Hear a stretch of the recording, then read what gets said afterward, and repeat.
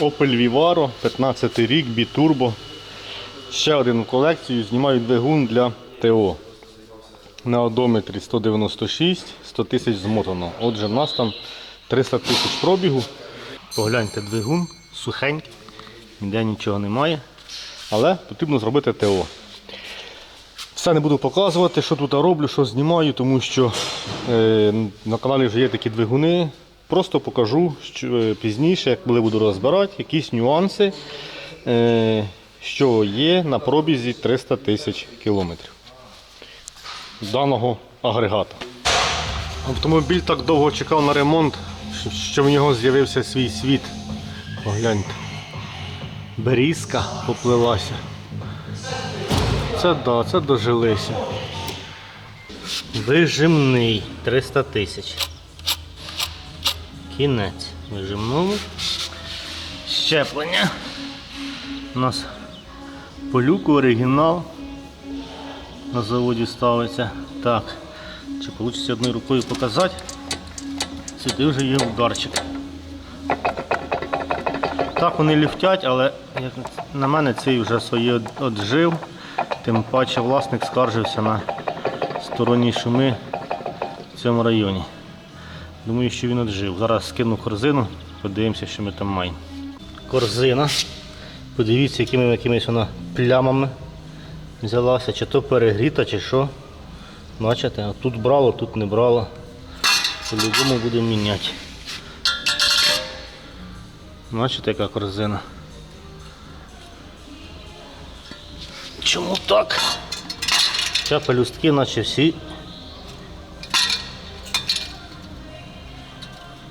всі рівні. Диск випуклим до корзини.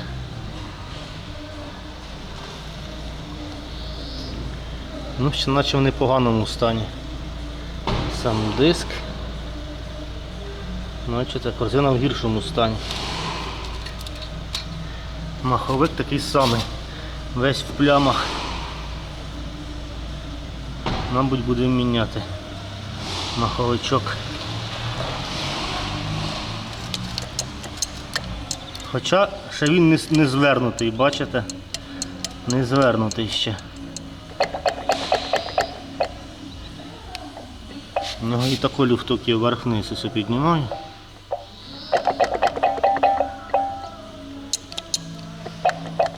Ось. Маховик під заміну. Сальник колінвала тільки починає потіти, бачите? 300 тисяч. Ось вже пішов. Вже пішов сальник. Трохи розкидав двигунця.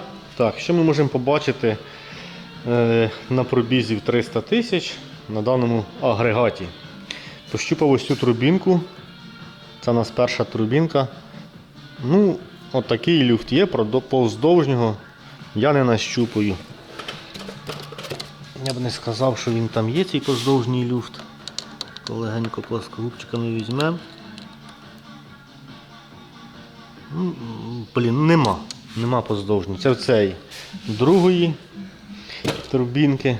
Це у нас друга, де ось тут стоїть. Я до неї можна спробувати якось пальцями дістатися. А може і не можна. Не можна. Це ж у нас все так виходить, чи як? Та перша, та друга. Тут скрізь сухо. До турбін, я думаю, що ми лізти не будемо.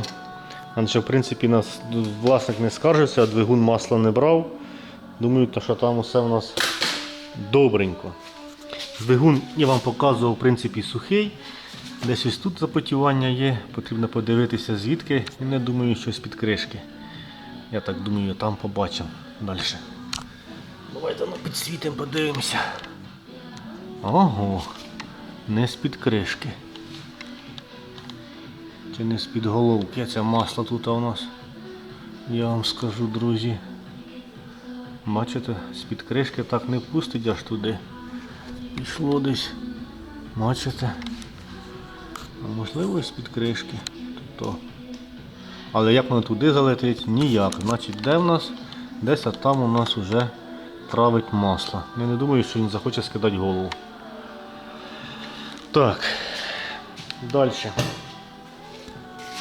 Скарги були на що щось пищить з цієї сторони. По-перше, стояв ремінь Дейко. Дейко ремні, з часом вони стають сильно такі тверді і вони буває пищать. Це вже не перший раз. Друге, ось цей ролик. Такий він сумнітельний. Мені здається, я його колись міняв, оцього ролика. Цей ще нормальний, обгонна муфта нормальна, генератори і підшипники нормальні. За генератор за стартер запитаю у власника, чи віддавати на ревізію, чи не віддавати. Я б, звісно, рекомендував би віддати, тому що до них діставатися потім досить недобре. Підшипник кондиціонера нормальний. Тут не скажу, я так не провірю його. Далі шків колінвала. Тут вони в них йдуть рідні шківи, досить м'які. Ось бачите, який він. Знімемо, подивимося, який він з тієї сторони. Можливо, вже підірваний. Не можу зараз нічого сказати. Отак він грає, ось дивіться, бачите. Можливо, там вже щось є, бо дуже, якийсь він наче дуже м'який. Так, тут все. Під сапуном, під клапаном, не клапана кришка, під сапуном ми бачимо ось таку картину. В принципі, все в окисі, ржавого немає. Водички не було. Був ось якийсь окис, пісок, може щось і було, але в невеликій кількості. Можливо, буде проблемка з цією форсункою. Ще нічого не забризкував, щоб показати вам, який воно має вигляд. От такий, в принципі, нормальний вигляд. Тут забризкав ведешкою, бо сидить, вони обично сидять важко діставати їх. Свічки замочив, також 2 рази забризкував, щоб откисали. З цієї сторони.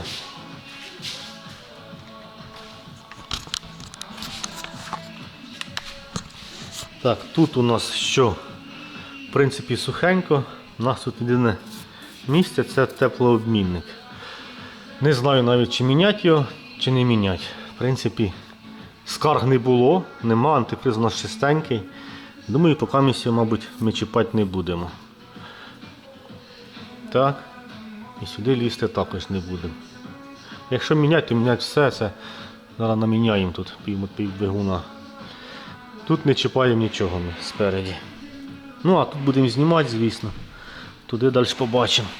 От такий, друзі, короткий огляд двигуна від Renault. Двигун у нас R9M D450 на 300 тисячах кілометрів.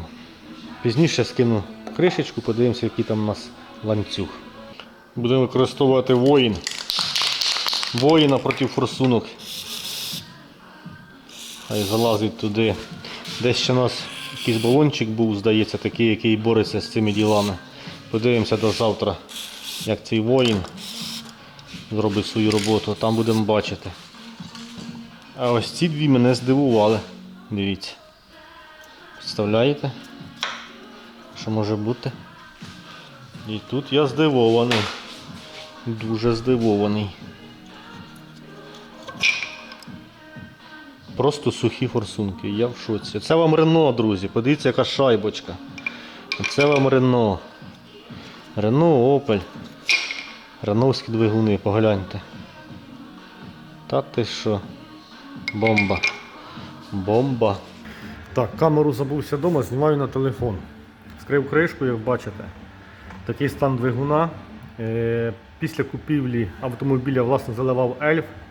Разів, здається, 3 точно, тобто 3 заміни оливи, був Ельф, потім він перейшов на інше масло, марку не пам'ятаю, якесь таке маловідоме, бо я його, а це бачив тільки єдиний раз, коли заливав цей двигун, більше з таким маслом не стикався.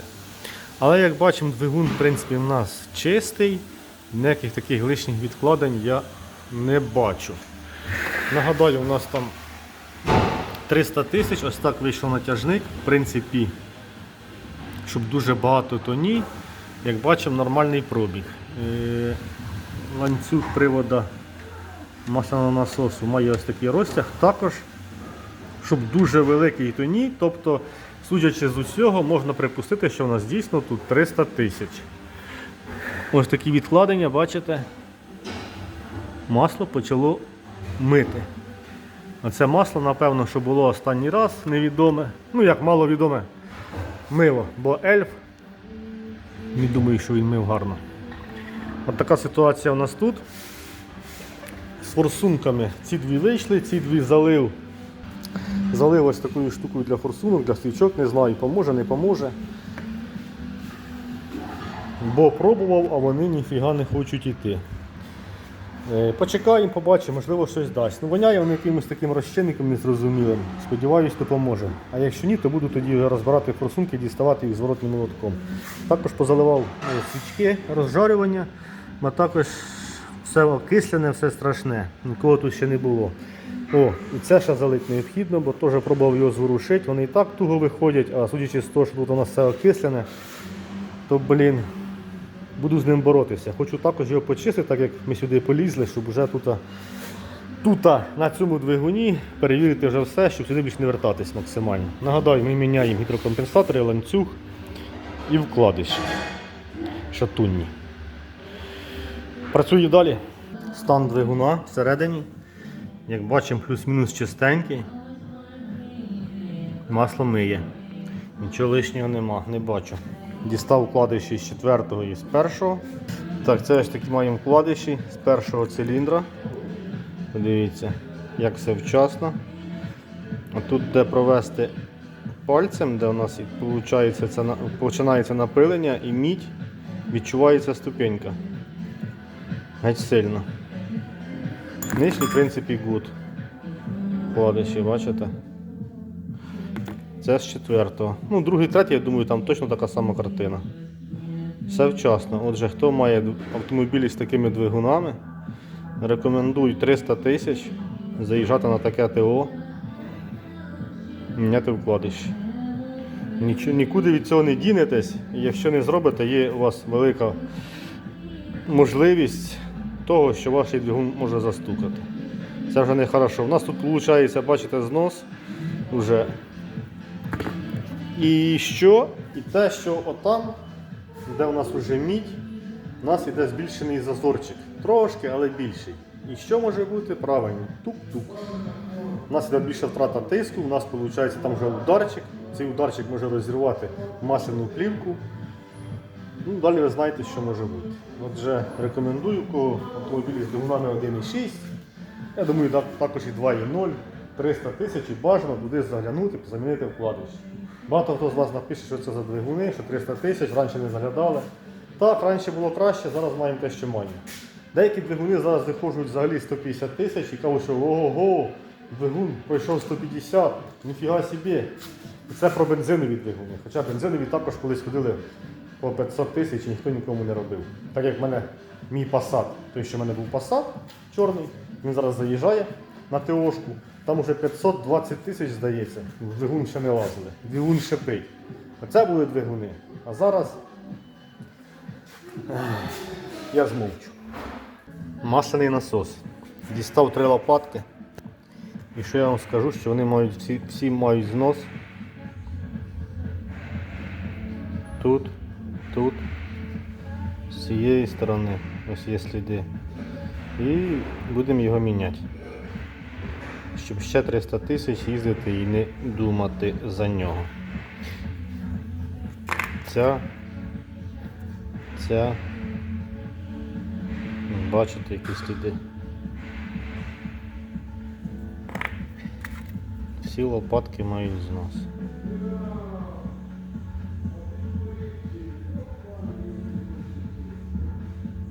Отака історія. У нас же ж тут масляний насос стоїть, бачите, вже розумний, який сам собі виставляє тиск оливи для мінімальної витрати потужності двигуна. Так вони це об'ясняють. Ну, я проти таких насосів, я за звичайні насоси, які були колись, коли у нас стоїть 2 шестерні, він качає скільки може, у нього є тільки один редукційний клапан, який скидає надлишковий тиск. Тут аж качає там приблизно завжди 2 атмосфери, плюс-мінус. Ну, можливо, я трошки помиляюся, може треба трошки більше, як 2, але точно так як старі насоси, там 5 атмосфер чи 4, він не качає. Качає тільки те, що необхідно для двигуна. Міняємо. Ну і в принципі все. Все, що нас цікавило, Ми розібрали, побачили. Далі нас чекають форсунки і гідрокомпенсатори. Заміна гідрокомпенсаторів. А по цьому всьому можна вже писати список запчастин. Так, розібрав форсунку для демонтажу, щоб її дістати. І трохи в неї відрізняється конструкція всередині від тих форсунок, які стояли на попередніх 1.6 двигунах, які я діставав. Щось я такого не пригадую. Коротше, трохи відрізняється конструкція. Сподіваюсь, вийде це назад правильно зібрати. Ні, то можливо будемо віддавати ці дві форсунки на перевірку, щоб потім не було ніяких нюансів. Побачимо, що буде далі. Так, дістав, пішла доволі легко, але дивіться, куди проникла змазка. Бачите? І то невідомо, вона туди далі пішла, чи після того, як вона дісталася, чи як. Ну, а далі у нас, як бачимо, сухо. Зараз збираємо назад. Все, і затягую. Четверту форсунку вийшло дістати так. Розворушив. І, вона дісталася. Можливо, потрібно було до цієї прикласти більше зусиль, і вона пішла б. Ну, вже що маємо, то маємо. Виходить, що розбирав тільки одну форсунку, третю. Ну, але, здається, зібрав все, як було назад. Сподіваюся, все правильно зробив і вона буде працювати так, як і працювала. Знімаємо ланцюг і добираємося до гідриків, міняємо гідрики. Гідрокомпенсатори, дивіться. Є декілька несправних, отже, недаром сюди ми полізли. Як так показати, щоб не пальцем натискати? Бачите? Натискається. По ідеї має іти натискатися, якби вони були два вижаті. Але цей не натискається. Цей нормальний. З цієї сторони. Бачите, як гарно натискається. А цей ні. Цей твердий. Де ще тут був? Ось натискається. Цей не натискається. Тут нормально, нормально, нормально. Нормально. Нормально. Нормально. Нормально. Нормально. Нормально. Он же 1, 3 гідрокомпенсатора. Бачите? Міняємо. Так, значить двигунець приблизно максимально готовий до збирання. Де приїхали нові запчастини. Все окрім маховика і там ще одного кільця на патрубок повітряний. Масляний насос П'єрбург. Ланцюг масляного насосу. Помпа, вкладиші, гідрокомпенсатори, сальник передній і задній, ролик, шайби форсуночні, прокладка вакуумного, прокладка сапуна. Ось ці кільця на патрубки, ще одного немає. Прийомна труба ЄГР, підвісний підшипник на півосі. Оце все разом, плюс маховик, комплект. Получилося щось в районі 60 тисяч гривень. Щоб ви знали, скільки воно коштує, бо часто запитаєте, от на ці автомобілі знаю, вам сказав. На які автомобілі не знаю, то не кажу, бо не знаю. Ну тут так, от така ТОшка, щоб ви знали, по тому такому двигуну, з таким об'ємом робіт. Отак виходить. Ну і плюс робота. Робота буде зняти, поставити і зробити. Це все. Скільки? Ну, 1020 точно. Більше 20. 25, мабуть, буде коштувати робота. Ще точно не знаю. Ну, орієнтовно так, не менше. Це точно. Все, працюю, збираю. Ну і плюс ще комплект ланцюга. Власник придбав його сам, вартості не знаю. До тієї суми, щоб знали, по гейцу. Яку виявив несправність? У мене випадково злетіла ось ця шестерня. Думаю, що вона так легенько знялася. Вона зазвичай сидить на місці і через те, що її гарно підпружинює ось ця шестерня. Вона злетіла, а дивлюся, шестерня залишилась на місці. Я до неї, вона, бачите, не працює. Ось там гроворок є всередині. Він більше всього зломився. Зараз розберемо, подивимося. Він не зломився, він просто вискочив чомусь, отако лежав. Зараз необхідно його зарядити назад, спробувати. Значить так, в мене є ще така одна зірочка, колись я розбирав, дивився її будову. Але в неї трішки відрізняється номер від цієї. 130 246 760R. 130 246 645R. Яка різниця у них? У них трішки інша ось ця шестерня. По-іншому зроблена. Бачите? Трошки відрізняється, і тут у нас є виступ такий. Тут немає.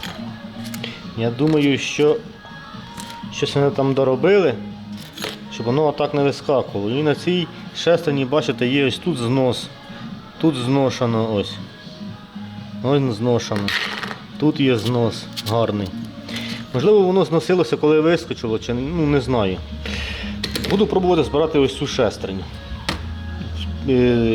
Зуби такі самі, кількість зубів так само, шпонка так само. Все так само.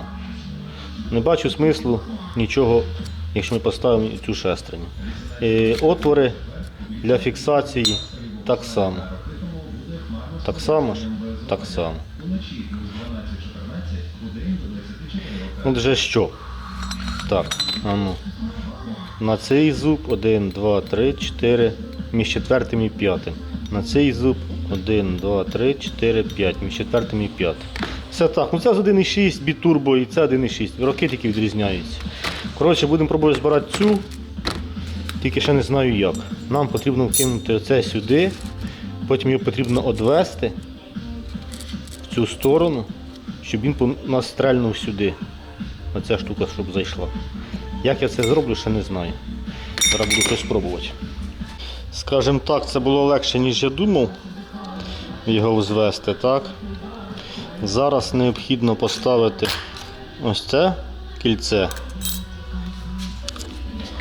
потім це кільце, потім ось це. Але діло в тому, що в нас ось це нижнє кільце, воно пружинить. Нам потрібно вдавити, а потім накинути це кільце наверх туди. А потім ще прокрутити ось цю зірочку, розвести. Нам потрібно ось цей зуб поставити сюди. Наче так. Куди воно? У нас воно туди жме. Коротше, на один зуб потрібно буде змістити. Це буде потім вже. Зараз потрібно встановити це кільце. Штопорне. Так, спробуємо. Думаю, зараз тако зробити. Накинути штопорне кільце наверх. Ось сюди. Так. А потім його туди вдавлювати. Це так собі думаю, чи вийде. Це викрутка лише не тікає від мене. Хто знає. Все лежить. А потім ось так. Туди це штопорне кільце. О, нормально воно заходить.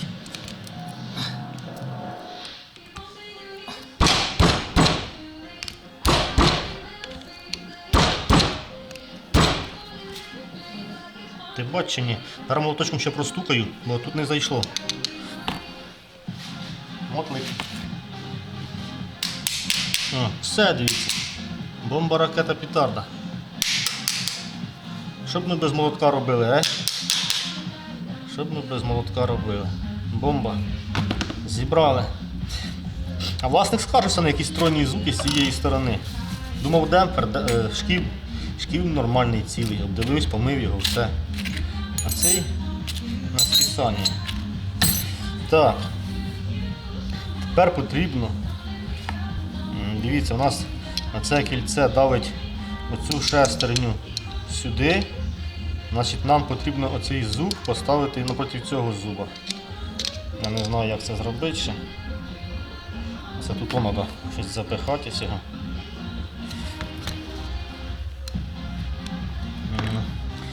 Або робити ось так. Це сюди. Має бути взагалі якась приспособа, правда, я думаю, для таких ділов. Воно і крепке, я вам скажу. Ого. Коротше, зараз будемо щось думати, як його далі розвести. на місці, все взвелося. Це на місці шестерня. І вже вона так просто не випаде звідси. Можна встановлювати ланцюг. Все, тепер кручу, ніяких лишніх звуків нема. А то видно, оце вона і кляпала, ця шестерня. Правда? Тепер буде тихенько.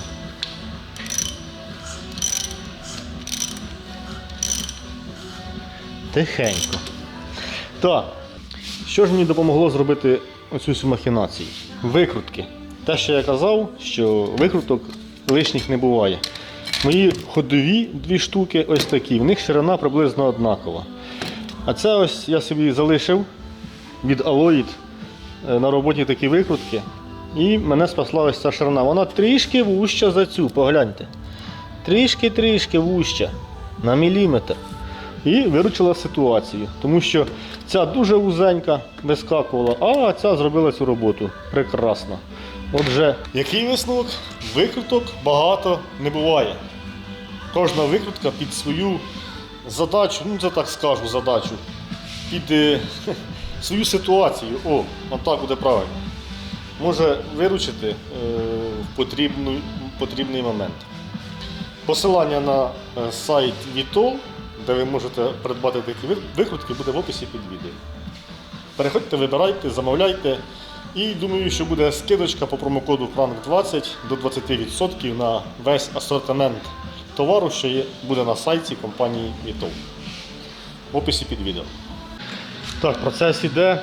Трішки поспішив, не показав вам за ось цю трубку, яка йде на датчик тиску у випускному колекторі перед турбіною. Досить важливий показник. Вона була забита, не продувалася.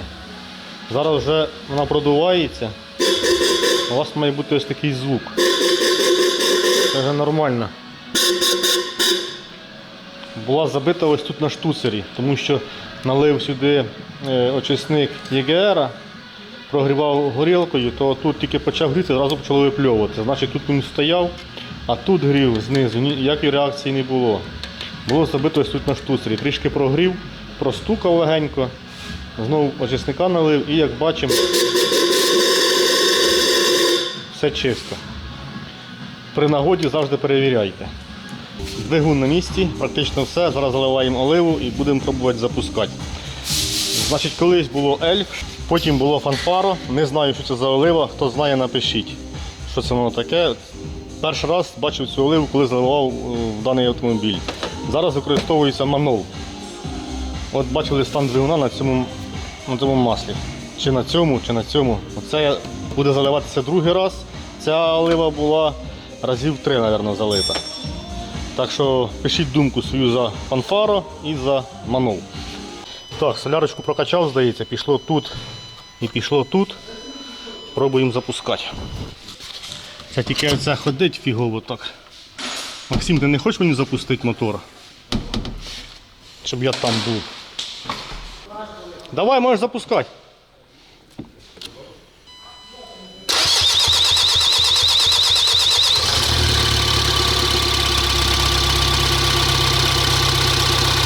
Глуши! І ще раз.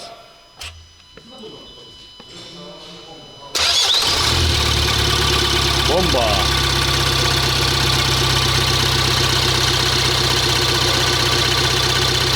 Глуши! Ну що, можна збирати далі. Привітайте мене в коментарях з запуском, з першим димом.